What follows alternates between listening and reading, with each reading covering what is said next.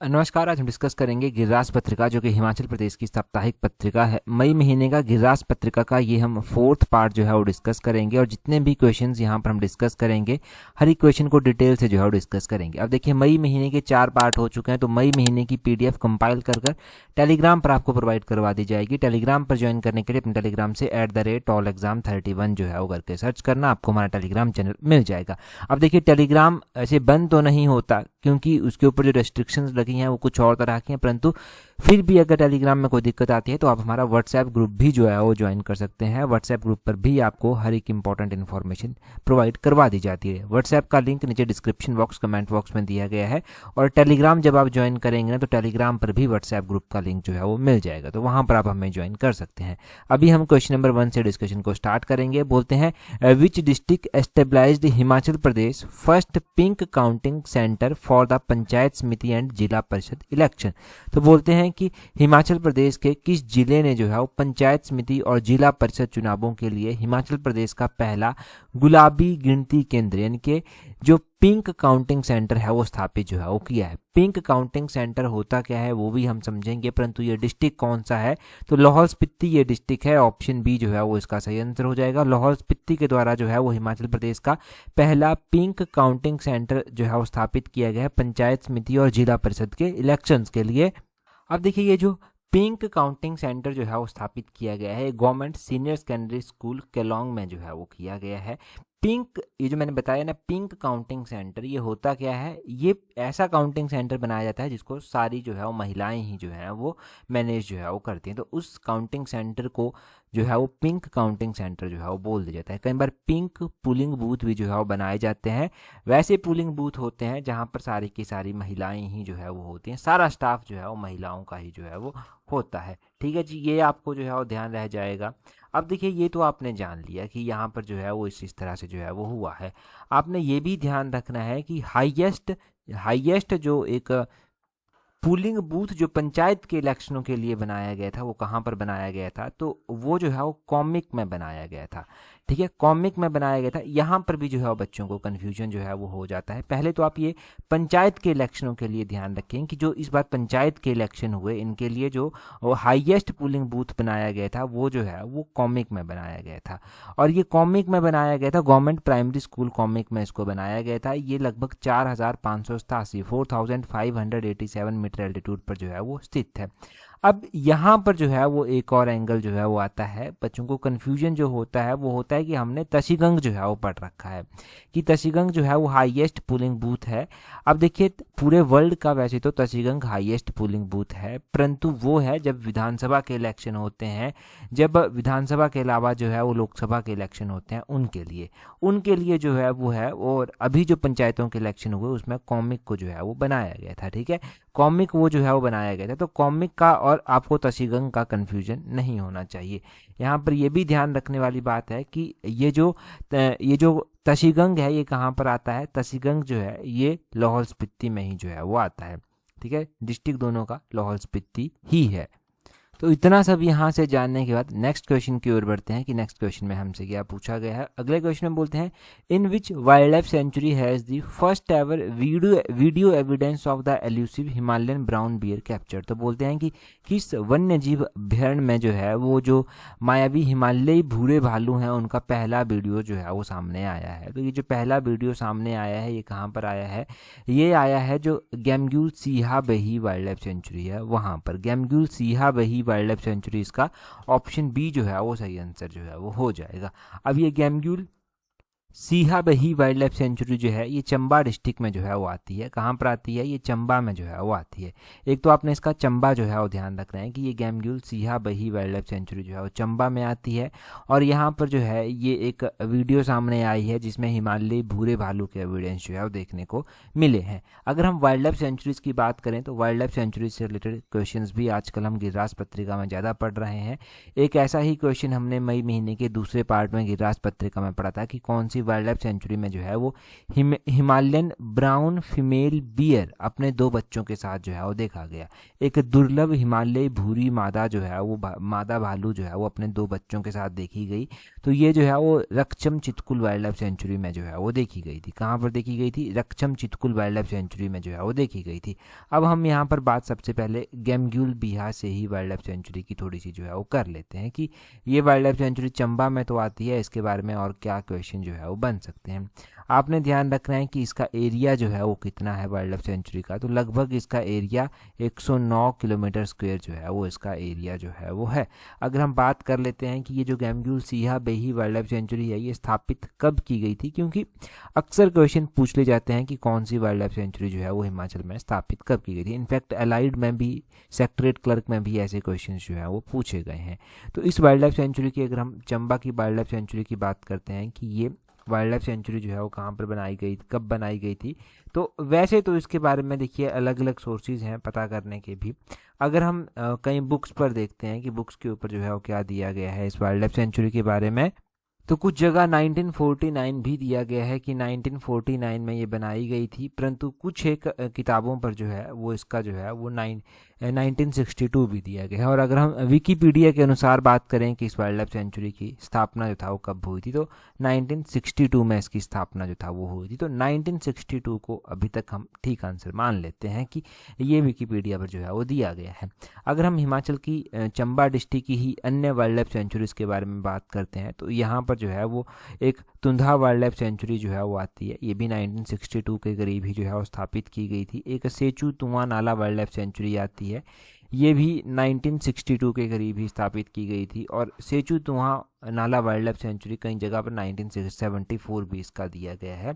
और वैसे ही Kugti wild life sanctuary आती है, ये काफ़ी इंपॉर्टेंट वाइल्ड लाइफ सेंचुरी है कुगती वाइल्ड लाइफ सेंचुरी। इसके बारे में बहुत बार एग्जाम में क्वेश्चन पूछा गया है। लगभग 379 किलोमीटर स्क्वायर एरिया में ये फैली हुई है और 1962 में इसकी स्थापना जो था वो की गई थी। तो ये कुछ एक वाइल्ड लाइफ सेंचुरीज हैं चंबा जिले की। चंबा जिले की ये वाइल्ड लाइफ सेंचुरीज आपने ध्यान रखनी है। किन्नौर की जो हम Raksham Chitkul wild life sanctuary की बात कर रहे हैं वो भी काफ़ी इंपॉर्टेंट है, जिसके बारे में हम पढ़ चुके हैं कि लगभग 304 किलोमीटर स्क्वायर एरिया के करीब इसका एरिया जो है वो है। इतना हम इसके बारे में जो है वो पढ़ चुके हैं। और हमने ये भी पढ़ा था कि Raksham Chitkul wild life sanctuary 1989 के करीब जो था वो स्थापित की गई थी। ऐसा पता हमें विकिपीडिया के सोर्सेज से ही जो है वो चलता है। तो ये वाइल्ड लाइफ सेंचुरीज के बारे में पता हो गया, चल गया आपको। अच्छा, चंबा की जब बात यहाँ पर की जा रही है कि चंबा में क्या कोई नेशनल पार्क भी जो है वो आता है, ये भी आपको पता होना चाहिए कि हिमाचल प्रदेश में कितने नेशनल पार्क आते हैं, क्या उनमें से कोई नेशनल पार्क चंबा में भी जो है वो आता है? नहीं, चंबा में कोई भी नेशनल पार्क अभी तक जो है वो नहीं आता। हमारे पास जो 5 नेशनल पार्क आते हैं उसमें greater Himalayan national park Kullu में, Pin valley national park Lahaul Spiti में, सिम्बलबड़ा नेशनल पार्क सिरमौर में, खीरगंगा नेशनल पार्क कुल्लू में और इंद्रकिला नेशनल पार्क ये भी कुल्लू में ही जो है वो आता है। तो चंबा में कोई ऐसा नेशनल पार्क नहीं आता। नेक्स्ट वन क्वेश्चन देखिए क्या बोलते हैं यहाँ पर। बोलते हैं what percentage land area has the chief minister of Himachal Pradesh targeted to bring under the forest cover by year 2030 in the budget speech 2026। तो 2026 की बजट स्पीच अगर आप देखेंगे तो 2026 की बजट स्पीच के बारे में जो है वो क्वेश्चन पूछा गया है कि कितना फॉरेस्ट एरिया जो है वो लाने की जो है वो बात कही गई है। अगर देखिए 2030 तक हम बात करते हैं तो हिमाचल प्रदेश में जो है ये बात कही गई है कि 2030 तक जो है वो लगभग 32% एरिया, कितना 32% एरिया, ऑप्शन ए इसका जो है वो सही आंसर हो जाएगा। इतना एरिया जो है हम फॉरेस्ट कवर के तहत जो है वो लाएंगे। इसमें भी हम जो है वो अलग अलग तरह से क्वेश्चन जो है वो अभी तक पढ़ चुके हैं और अलग अलग तरह से क्वेश्चन एग्जाम में पूछे भी जा चुके हैं। हमने किस किस तरह से क्वेश्चन जो है वो पढ़े हैं, देखिए एक तो हमने क्वेश्चन जो है वो इसके बारे में पढ़ा है कि सरकार के द्वारा जो है वो मिशन 32 जो है वो चलाया गया है। मिशन 32 हमने पढ़ा है और मिशन 32 में ही हमने डिटेल से पढ़ा है कि इस मिशन का उद्देश्य ये है कि 2030 तक हिमाचल प्रदेश में जो हरित आवरण है उसको 32% तक जो है वो उसका विस्तार जो है वो कर देना है। ये जो है वो टारगेट जो है वो रखा गया है। तो ये हम जो है वो क्वेश्चन पढ़ चुके हैं जो हमने मिशन 32 जो है वो पढ़ा है। मिशन 32 हमने शायद गिरिराज पत्रिका के ऐसे ही मई महीने के पार्ट 1-2 में कहीं पढ़ा होगा, और ऐसा क्वेश्चन जो है वो टीजीटी आर्ट्स में भी जो है वो पूछा गया था। तो इसलिए मैं कहता हूँ कि यहाँ पर हर एक क्वेश्चन इंपॉर्टेंट हो जाता है। टीजीटी टेट के जो पेपर हुए ना, इनमें कोई भी क्वेश्चन ऐसा नहीं था हिमाचल जीके का जो हमने कवर ना किया हो, ठीक है। तो इसलिए जितने ध्यान से अब आप देखेंगे, जितने ध्यान से आप अपने नोट्स बनाएंगे, क्योंकि ये तो करंट अफेयर्स हैं, ये तो नोट्स बनाने पड़ेंगे आपको थोड़े थोड़े क्वेश्चन, इंपॉर्टेंट क्वेश्चन लिखकर। तो जितने आप पढ़ेंगे, जितने आप क्वेश्चन बनाएंगे, उतना ही आपको जो है वो फ़ायदा जो है वो होगा। अच्छा ठीक है, हम यहाँ पर फॉरेस्ट की बात जो है वो कर रहे हैं, तो थोड़ा सा फॉरेस्ट के बारे में और आपको जानकारी दे दी जाए। देखिए 2025-26 के इकोनॉमिक सर्वे के अकॉर्डिंग अगर हम बात करते हैं तो हिमाचल प्रदेश में जो फॉरेस्ट एरिया है वो है 37,948 स्क्वायर किलोमीटर, जो कि लगभग 68.16% जो है वो पूरे जियोग्राफिकल एरिया का जो है कॉन्स्टिट्यूट करता है। अगर इसी में आप देखेंगे कि ये तो है हमारे पास यहाँ पर हिमाचल में जो फॉरेस्ट एरिया है। अगर हम देखेंगे कि फॉरेस्ट कवर कितना है, तो फॉरेस्ट कवर लगभग 15,580 स्क्वायर किलोमीटर एरिया पर है, जो लगभग 27.99% जो है वो बनता है। और हमने टारगेट मिशन 32 भी पढ़ लिया कि मिशन 32 का उद्देश्य क्या है, क्यों इसको जो है वो चलाया गया है। अभी फॉरेस्ट के बारे में एक और क्वेश्चन आगे चलकर जो है वो आएगा, परंतु अगला क्वेश्चन हम डिस्कस करें उससे पहले, अगर आप तैयारी कर रहे हैं अपकमिंग HPRC के एग्जाम्स के लिए, तो देखिए HPRC के चाहे वो टीचर के एग्ज़ाम है, चाहे वो बाकी एग्ज़ाम है, लगभग उन सभी एग्ज़ाम्स में ही जो है वो आपसे जो है वो पूछा जाएगा जनरल अवेयरनेस का सेक्शन भी, और लगभग 35 नंबर का ये सेक्शन रहने वाला है। इसमें आप अच्छे से अच्छा परफॉर्म कर सकते हैं। 30 से ऊपर क्वेश्चन आप आराम से डिस्कस इसमें जो है वो सही कर सकते हैं, अगर आपने अच्छे से पढ़ाई की होगी, अच्छे से प्रैक्टिस की होगी। तो इसी सेक्शन को कवर करने के लिए हमने जनरल अवेयरनेस की अलग से टेस्ट सीरीज जो है वो चलाई है। इस जनरल अवेयरनेस की टेस्ट सीरीज में आप टाइमली जुड़ सकते हैं। इसका लिंक नीचे डिस्क्रिप्शन बॉक्स, कमेंट बॉक्स में जो है वो दिया गया है। जितना देखिए आप जितना इंपॉर्टेंस आप इसकी समझते हैं ना, उतने सीरियसली आपको इस सेक्शन के ऊपर काम करना भी होगा, क्योंकि पेपर तो एक बार होगा, पेपर ये बार बार मौके नहीं मिलने वाले हैं। अपनी तरफ से जितनी कोशिश कर रहे हैं, एटलीस्ट अपनी तरफ से 100% जो है वो दीजिए, बाकी जो रिजल्ट होंगे वो स्वीकार्य होने चाहिए। फिर अगला क्वेश्चन देखिए क्या बोलते हैं according to Himachal Pradesh economic survey 2025-26 forestry accounted for what percentage of total GSBA in economy. तो हिमाचल प्रदेश का बोलते हैं आर्थिक सर्वेक्षण 2025-26 का, इसके अनुसार जो अर्थव्यवस्था है उसमें जो है वो बोलते हैं कुल GSBA में कितना प्रतिशत जो है वो फॉरेस्ट्री का रहता है, वानिकी का कितना % कंट्रीब्यूशन रहता है। तो ये 3.35% जो है वो रहता है। ऑप्शन ए इसका जो है वो सही आंसर हो जाएगा। देखिए फॉरेस्ट्री अकाउंट करती है लगभग 3.35% जो है वो टोटल GSBA में। अगर हम फॉरेस्ट्री का ही कंट्रीब्यूशन हिमाचल प्रदेश में देखते हैं एग्रीकल्चर और अलाइड सेक्टर की GSBA में, तो एग्रीकल्चर और अलाइड सेक्टर की GSBA में करंट प्राइजेस पर 2024-25 में जो है ये कंट्रीब्यूशन 24.04% था। तो ये क्वेश्चन दो तरह से बना, एक तो GSBA में जो है वो फॉरेस्ट्री का कंट्रीब्यूशन, दूसरा फॉरेस्ट्री का कंट्रीब्यूशन एग्रीकल्चर और अलाइड सेक्टर की GSBA में। आगे बोलते हैं ये जो फॉरेस्ट्री सब सेक्टर है, इसमें ये अनुमान लगाया गया है कि forestry sub sector is estimated to grow at 9.9%, कि ये फॉरेस्ट्री सब सेक्टर 9.9% जो है वो ग्रो करेगा फाइनेंशियल ईयर 2025-26 में, against 8.2% in financial year 2024-25 at current prices. मतलब अगर हम इसको देखेंगे 8.2% जो है ये जो है वो इससे पहले था 2024-25 में, तो अभी के लिए ये 9.9% ग्रो करने की जो है वो संभावना है। तो इतना पता चल गया। बाकी फॉरेस्ट एरिया हमारे पास कितना है, फॉरेस्ट कवर कितना है 2025-26 के इकोनॉमिक सर्वे के अकॉर्डिंग, वो सारा डाटा जो है वो मैंने आपको बता दिया है कि कितना कितना जो है वो है।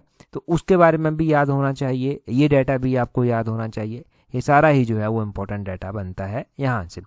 अगले क्वेश्चन की ओर जो है वो बढ़ेंगे। नेक्स्ट क्वेश्चन में हमसे क्या पूछा गया है, यहाँ पर बोलते हैं how many metric ton honey has been produced under the bee keeping program in Himachal Pradesh for financial year 2024-25। तो ये फाइनेंशियल ईयर 2024-25 की बात जो है वो की जा रही है कि मधुमक्खी पालन कार्यक्रम के तहत कितने मेट्रिक टन शहद का उत्पादन जो है वो किया गया है।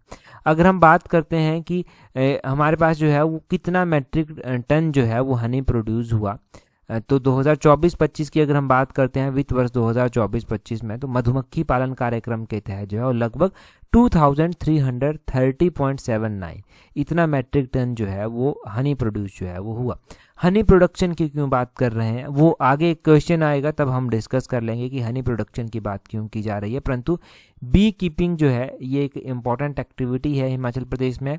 एलाइड जैसे एग्जाम में ऐसा क्वेश्चन पूछा गया है, चाहे एलाइड एचएस में स्टेटमेंट बनाकर ऐसे क्वेश्चन जो है वो बने।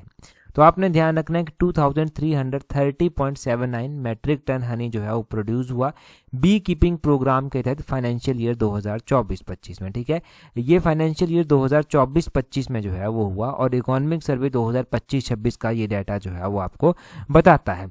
तो ये पता होना चाहिए कि कौन से ईयर का इकोनॉमिक सर्वे है, कौन सा फाइनेंशियल ईयर है, ये सारा यहाँ से जो है वो आपको पता होना चाहिए। अच्छा, ये यहाँ से पता चल गया तो यहाँ से और ज़्यादा एडिशनल जानकारी नहीं बनेगी क्योंकि पॉइंट टू पॉइंट ही ये क्वेश्चन है।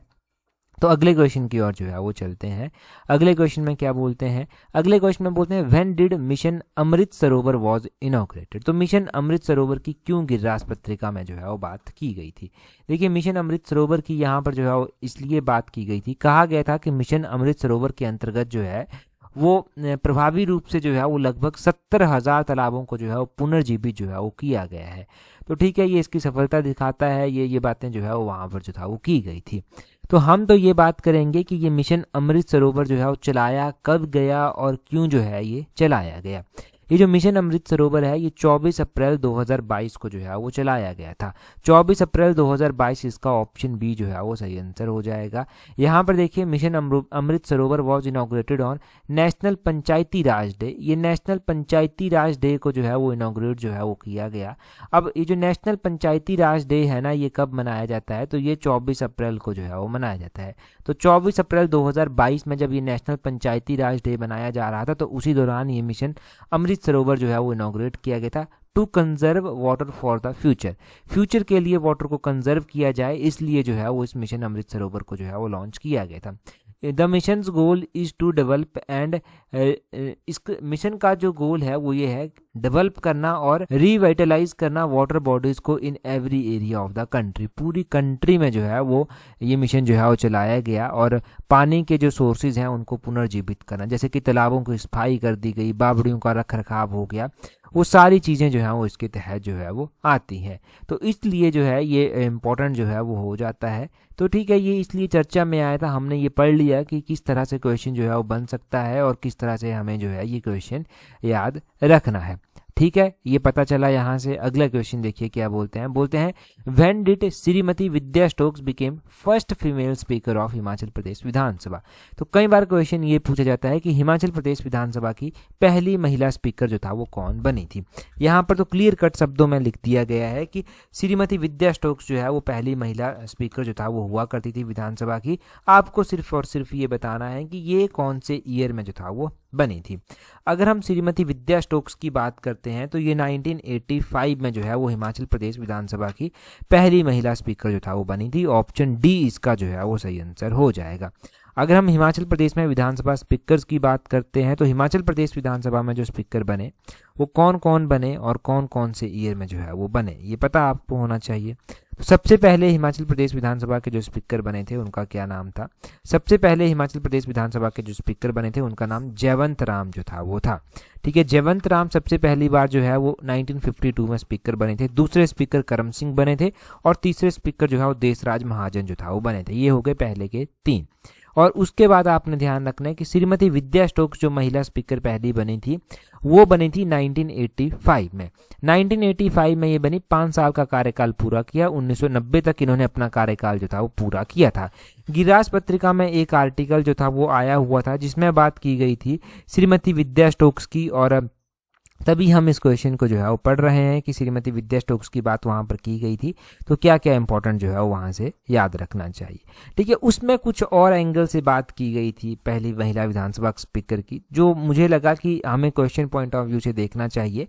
तो हम क्वेश्चन पॉइंट ऑफ व्यू से जो है वो देख रहे हैं और हमेशा हम जो है वो पूरे क्वेश्चन को एक्सप्लोर करने की जब भी कोशिश करते हैं तो हम डिफ़िकल्ट टू डिफ़िकल्ट लेवल तक जाने की कोशिश करते ही हैं।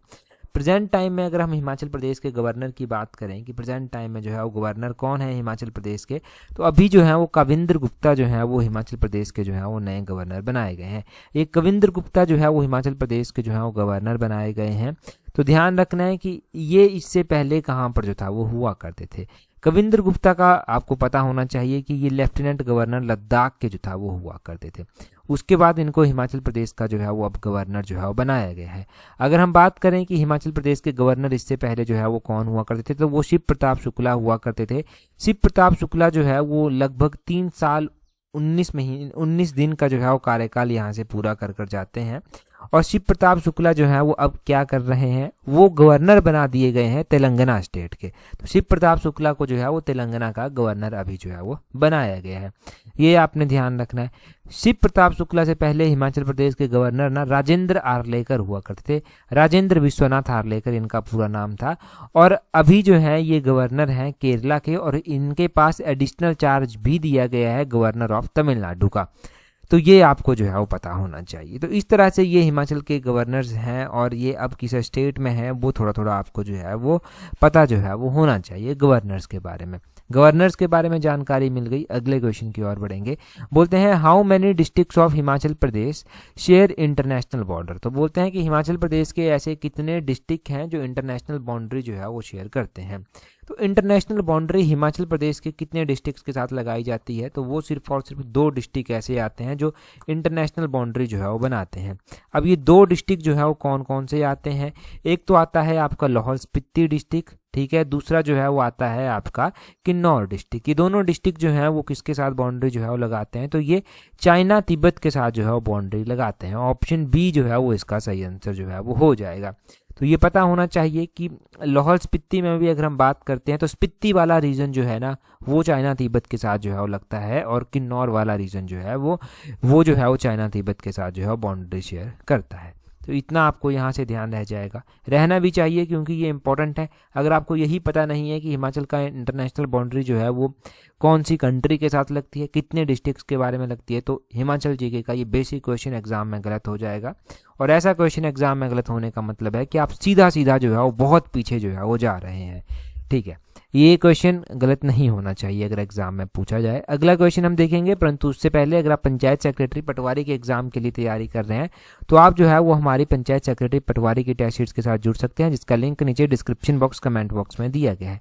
टाइमली आप टेस्ट शीट्स के साथ जुड़ सकते हैं और अपनी स्टडी को कंटिन्यू कर सकते हैं, खुद को एनालाइज कर सकते हैं। इन दोनों एग्जाम्स की तैयारी जो है वो आप एक ही टेस्ट शीट से जो है वो कर सकते हैं। डेफिनेटली आपको यहाँ से हेल्प मिलेगी ही मिलेगी, ठीक है। और अगर आप जूनियर ऑफिस असिस्टेंट के एग्जाम की तैयारी कर रहे हैं तो जूनियर ऑफिस असिस्टेंट की नई पोस्टें निकली हुई हैं, आपको पता है कि सिलेबस भी उसका आ चुका है। सिलेबस के अकॉर्डिंग हम टेस्ट शीट डिस्कस कर रहे हैं। टेस्ट शीट्स का लिंक नीचे डिस्क्रिप्शन बॉक्स कमेंट बॉक्स में है, वहाँ से आप जूनियर ऑफिस असिस्टेंट की टेस्ट शीट्स भी ज्वाइन कर सकते हैं। अगला क्वेश्चन देखिए, बोलते हैं world bee day every year observed on. तो विश्व मधुमक्खी दिवस जो है वो कब मनाया जाता है। मैंने ऊपर हमने पढ़ा भी कि कितना हनी प्रोड्यूस किया जाता है, तब मैंने कहा था कि ये क्यों चर्चा में आया वो हम बाद में डिस्कस करेंगे। अब देखिए अभी जो है वो विश्व मधुमक्खी दिवस जो है वो बनाया गया, और उसमें जो है वो पोस्टर प्रदर्शनी जो है वो की गई। अब पोस्टर प्रदर्शनी की गई तब ये जो है वो चर्चा में आया था, ठीक है। YS परमार यूनिवर्सिटी का जो है ये जो है कॉन्टेक्स्ट था। परंतु हमें अब ये जानना है कि ये विश्व मधुमक्खी दिवस जो है वो मनाया कब जाता है। तो ये मनाया जाता है मई महीने की 20 तारीख को। ऑप्शन बी जो है वो इसका सही आंसर हो जाएगा। ऐसे क्वेश्चन एग्जाम में पूछे जाएँ तो इस तरह से अगर आपने रैंडम पढ़े होंगे तो सही कर पाएंगे। एक बार मई महीने के इंपॉर्टेंट डे जल्दी से जो है वो रिवाइज कर लेते हैं। 1 मई को जो है वो इंटरनेशनल लेबर डे मनाया गया। 2 मई को जो है वो वर्ल्ड ट्यूना डे मनाया गया। 3 मई को जो है वो वर्ल्ड प्रेस फ्रीडम डे मनाया गया। आपको कमेंट कर कर बताना है कि वर्ल्ड प्रेस फ्रीडम डे में जो है वो भारत का क्या रैंक है। और 3 मई को ही जो है वो इंटरनेशनल लेपर्ड डे, इनके अंतर्राष्ट्रीय तेंदुआ दिवस भी जो है वो मनाया गया। साथ में ही ध्यान रखना है 6 मई को जो है वो नेशनल नर्सिस डे जो है वो मनाया जाता है। 7 मई को जो है वो वर्ल्ड एथलेटिक्स डे जो है वो मनाया जाता है। और उसके बाद जो है वो सबसे इंपॉर्टेंट डे 11 मई को भी आता है, नेशनल टेक्नोलॉजी डे यानी कि राष्ट्रीय प्रौद्योगिकी दिवस जो है वो मनाया जाता है।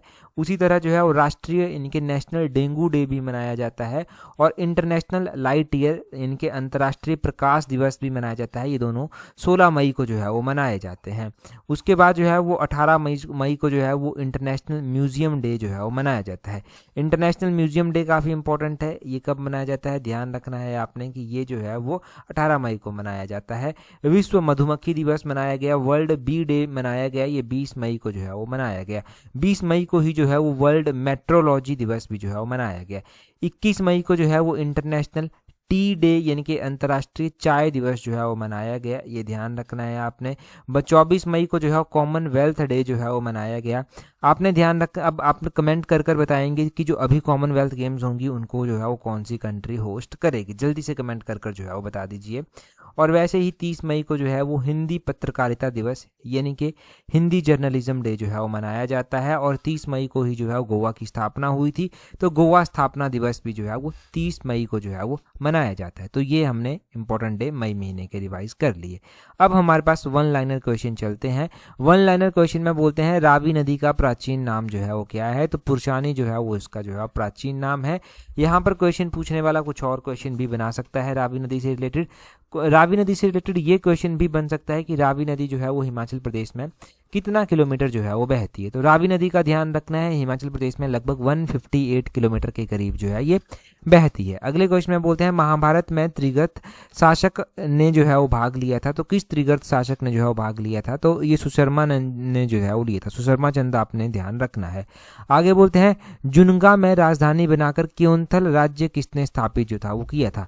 क्योंथल रियासत का क्वेश्चन हम पिछले कल भी पढ़ रहे थे जब हमने जनरल अवेयरनेस की जो है वो टेस्ट सीरीज नंबर 8 डिस्कस की थी। जो जनरल अवेयरनेस की हमने एक अलग से सीरीज चलाई है, वो सीरीज नंबर 8 जब हमने डिस्कस की थी तो उसमें भी हमने पढ़ा था कि क्योंथल की स्थापना जो की गई थी वो किसके द्वारा की गई थी, वो राजा गिरिसेन के द्वारा जो था वो की गई थी। किसके द्वारा, राजा गिरिसेन ने जो है वो क्योंथल की स्थापना की थी। और लगभग 1211 ईस्वी के करीब जो है वो इस रियासत की स्थापना जो था वो की गई थी, ये हमने जो था वो पढ़ा था। क्योंथल रियासत जो है वो फिरोज शाह तुगलक के अधीन भी आई थी। कौन से ईयर में ये फिरोज शाह तुगलक के अधीन आई थी, 1379 में ये फिरोज शाह तुगलक के अधीन जो था वो आ गई थी। आगे बोलते हैं ब्रिटिश सेना में विद्रोह के कारण कैप्टन ब्रिज शिमला कब आए थे, तो कैप्टन ब्रिज जो शिमला आए थे वो लगभग 1857 में जो था वो आए थे। ब्रिटिश सेना में विद्रोह के कारण कैप्टन ब्रिज को शिमला आना पड़ा था, तो ये 1857 में 20 मई को जो था वो आए थे। आगे बोलते हैं मुंडेरा रोना काव्य संग्रह के रचनाकार कौन है, तो वो अजीत दीवान जो है वो हैं। आगे बोलते हैं यहाँ पर राज्य सभा में कूटनीति क्षेत्र के लिए मनोनीत सदस्य कौन है, तो ये जो है वो हर्षवर्धन श्रृंगला है। हर्षवर्धन श्रृंगला जो है वो राज्यसभा में कूटनीति क्षेत्र के लिए मनोनीत सदस्य जो है वो हैं। ये काफ़ी इंपॉर्टेंट क्वेश्चन है। इस तरह का क्वेश्चन, इस तरह के इंपॉर्टेंट क्वेश्चन जब भी आते हैं तो कोशिश करें कि इनको मौखिक रूप से आप ध्यान रख पाएं। आगे बोलते हैं राष्ट्रीय शैक्षणिक अनुसंधान और प्रशिक्षण परिषद एनसीईआरटी, यहाँ जो है वो बोलते हैं एनसीईआरटी की बात जो है वो की जा रही है। एनसीईआरटी को हाल ही में किसका दर्जा मिला है, तो एनसीईआरटी को हाल ही में मानित विश्वविद्यालय यानी कि डीम्ड यूनिवर्सिटी का दर्जा जो है वो मिला है। एक मानित यूनिवर्सिटी के तहत जो है वो इसको दर्जा मिला है। आगे बोलते हैं साइबर ठगों से बचाव के लिए सीबीआई के एआई चैटबॉट का नाम क्या है, तो वो अभय कर जो है वो एक एआई चैटबॉट जो है वो बनाया गया है सीबीआई का, ताकि साइबर ठगों से जो है वो निपटा जा सके। आगे बोलते हैं नवाबगंज पक्षी अभ्यारण्य कहाँ पर स्थित है, तो नवाबगंज पक्षी अभ्यारण्य जो है वो उन्नाव उत्तर प्रदेश में जो है वो स्थित है। उन्नाव उत्तर प्रदेश में ये स्थित है। चलो ये तो आपको याद रह जाएगा, परंतु आप एक बात कमेंट कर कर बताएंगे कि 100th नंबर की 100वें नंबर की जो है वो रामसार साइट जो है वो किसको डिक्लेयर जो है वो अभी किया गया है, वो आप जल्दी से जो है वो कमेंट कर कर जो है वो बता दीजिए। आगे बोलते हैं यहाँ पर फॉक्स नट्स को हिंदी में क्या कहते हैं, तो फॉक्स नट को हिंदी में जो है वो मखाना जो है वो बोलते हैं। आगे बोलते हैं गणित क्षेत्र में एबल पुरस्कार 2026 के लिए किसको चुना गया है, तो ये हमने उत्तीर्ण सीरीज में भी क्वेश्चन पढ़ लिया है, टेस्ट सीरीज में भी मैंने क्वेश्चन डाला था। ये गणित क्षेत्र में एबल पुरस्कार जो है वो गैर्ड फाल्टिंग को जो है वो दिया गया। गैर्ड फाल्टिंग का नाम ध्यान रखें। आधुनिक भारतीय कला की सबसे अधिक मूल्य वाली कृति का नाम क्या है, तो वो यशोदा और कृष्ण जो है वो है। यशोदा और कृष्ण जो है वो इसका नाम है। आगे बोलते हैं बीजिंग ई टाउन हाफ मैराथन में जो है ह्यूमनाइड रोबोटिक श्रेणी में विजेता रोबोट का क्या नाम है? तो इसमें जो है वो जो विजेता रोबोट है उसका नाम जो है वो लाइटनिंग जो है वो रखा गया है, लाइटनिंग उसका नाम रखा गया है। आगे बोलते हैं केसम द्वीप किस देश के अधिकार क्षेत्र में आता है? तो ये ईरान के अधिकार क्षेत्र में जो है वो आता है। विश्व तंबाकू निषेध दिवस कब मनाया जाता है? वर्ल्ड टबैको प्रोविजन डे या फिर नो टबैको डे कब मनाया जाता है? ये आपने ध्यान रखना है कि 31 मई को जो है वो मनाया जाता है। ठीक है, मई महीने के इंपॉर्टेंट डे हमने पढ़े, तो 31 मई का ये दिन आपने नोट कर लेना है कि 31 मई को जो है वो नो टबैको डे जो है वो मनाया जाता है। अगला क्वेश्चन देखिए, बोलते हैं Pipal Yatra every year observed in which district of Himachal Pradesh? तो बोलते हैं पीपल यात्रा हर साल होती है, हिमाचल के किस डिस्ट्रिक्ट में ये ऑब्जर्व की जाती है? तो इससे पिछले गिरिराज एडिशन में हमने जो था ये पढ़ा था।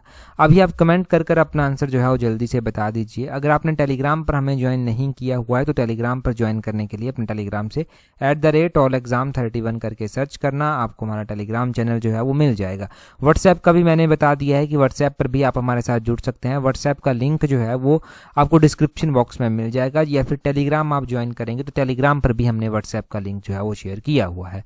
आज की इस वीडियो में इतना ही है। That's all for today. Thank you very much for watching and listening it very patience.